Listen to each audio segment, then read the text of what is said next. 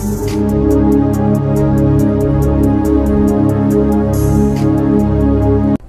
ప్రభువును మన రక్షకుడు అయిన యేసుక్రీస్తు నామమున అందరికీ వందనాలు. దేవునికి స్తోత్రాలు. మన బ్రతుకులను కట్టే దేవుడు, ఆ కట్టిన బ్రతుకులను మహిమతో నింపే గొప్ప దేవుడు మనకు అనుగ్రహించిన ఈ నూతన దినమును బట్టి మనల్ని సజీవ లెక్కలో లెక్కించినందుకై సమస్త మహిమ ఘనత ప్రభావములు యేసయ్యకే చెందునుగాక.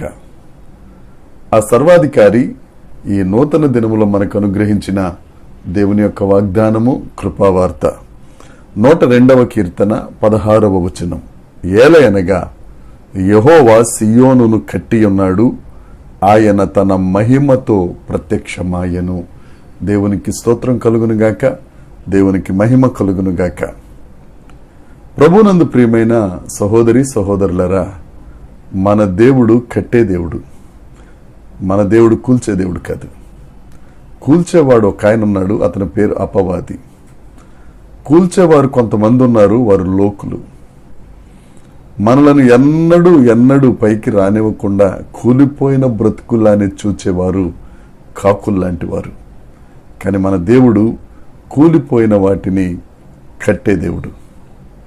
చాలా మంది ఈ లోకంలో పాడైపోయిన వాటిని బాగు చేస్తామని, పాడైపోయిన వాహనాలను బాగు చేస్తామని, పాడైపోయిన వాటన్నిటిని, అది ఏదైనా కానీ బాగు చేసేవారు చాలా మంది ఉన్నారు. కానీ పాడైపోయిన బ్రతుకులను బాగు చేసేవారు ఎవరు లేరు. వారు నాయకులు కానీ, అధికారులు కానీ, చక్రవర్తులు కానీ, రాజులు కానీ, సైంటిస్టులు కానీ, ఎవరైనా కానీ పాడైపోయిన బ్రతుకుని బాగు చేసేవారు ఎవరు లేరు. పాడైపోయిన బ్రతుకును బాగు చేసేది యేసుక్రీస్తు ప్రభువు ఒక్కరే. దేవునికి స్తోత్రం కలుగునుగాక. దేవుని సేవకునిగా నీతోనే దేవుని వాగ్దానాన్ని ఉచ్చరిస్తున్నాను. నీ పాడైపోయిన బ్రతుకును దేవుడు బాగు చేస్తాడు. ఎక్కడ పాడైపోయిందో, ఎక్కడ పనికి రాకుండా పోయిందో నీ జీవితం, నీ కుటుంబం, నీ సమాజం, నీ పరిస్థితులు, ఎవరు బాగు చేయలేరు, ఇక బాగుపడనని వేదన చెందుతున్నావేమో, వ్యధలో ఉన్నావేమో, ఈ వాగ్దానం నీకోసమే. పాడైపోయిన దానిని సియోనును దేవుడు కట్టి ఉన్నాడు.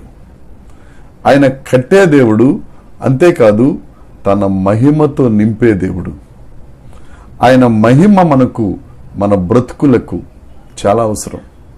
మనం ఎప్పుడైతే దేవునితో సహవాసం చేస్తామో, దేవుని దగ్గరికి పశ్చాత్తాపంతో చేరుతామో, వినయ హృదయం కలిగి, దీన హృదయం కలిగి, ఆ యేసుక్రీస్తు ప్రభువు చేసిన త్యాగాన్ని బట్టి మన బ్రతుకును విరిగి నలిగిన హృదయంతో ఆయనను చేరుకుంటామో, మన బ్రతుకును సమర్పిస్తామో, ఆయన పాడైన మన బ్రతుకులను కట్టడమే కాదు, ఆ కట్టిన బ్రతుకునకు ఒక మహిమను అనుగ్రహిస్తారు, ఒక ప్రకాశాన్ని ఇస్తారు, ఒక వెలుగునిస్తారు. నా ప్రియ సహోదరి సహోదరుడా, నువ్వు ఎక్కడ పాడైపోయాను, నా బ్రతుకు అస్తవ్యస్తం అయిపోయింది అని ఆవేదన చెందుతున్నావేమో, ఈ నూతన దినములో, నూతన గడియలలో, ఈ ఉదయకాలమందు దేవుడు నీతోనే మాట్లాడుతున్నాడు. ఆయన సియోనును కట్టే దేవుడు, దానిని మహిమతో నింపే దేవుడు, ఆ మధ్యలో నివసించే గొప్ప దేవుడు యేసుక్రీస్తు ప్రభు. ఆ యేసయ్య దగ్గరికి రా, వినయంతో యేసుక్రీస్తు ప్రభు పాదాల ఎదుట సాష్టాంగపడు. నీ బ్రతుకే బంగారం అయిపోద్ది. దేవుడు వాగ్దానం చేస్తున్నాడు, ఆయన మాట తప్పని దేవుడు. యేసుక్రీస్తు నామమున ఈ వాగ్దానం ప్రతి ఒక్కరి జీవితములలో నెరవేరునుగాక. దేవుడి మాటలు దీవించి మనందరి బ్రతుకులలో ఫలభరితము చేయునుగాక. ప్రార్థన చేసుకుందాం. పరలోకమందున్న మా తండ్రి పరిశుద్ధుడా, బ్రతుకుల్ని కట్టే దేవుడా, పాడైపోయిన బ్రతుకుల్ని బాగు చేసే దేవుడా, నీకు స్తోత్రం. దేవ, నేను ఎంతమంది అయితే తండ్రి బ్రతుకులు పాడైపోయాయని, బ్రతుకులు ఇబ్బందిలో ఉన్నాయని బాధపడుతున్నారు, నీ చెంతకు రాగా వారి బ్రతుకులను నీవు కట్టి మీ మహిమతో నింపుతున్నందుకై మీకు స్తోత్రాలు చెల్లిస్తున్నాం. సమస్త మహిమ ఘనత ప్రభావములు మీకే ఆరోపిస్తూ యేసుక్రీస్తు నామమున ప్రార్థించి అడిగి వేడుకొనుచున్నాము తండ్రి. ఆమేన్. దేవుని కృప మనందరికీ తోడై ఉండునుగాక. ఆమేన్, ఆమేన్, ఆమేన్.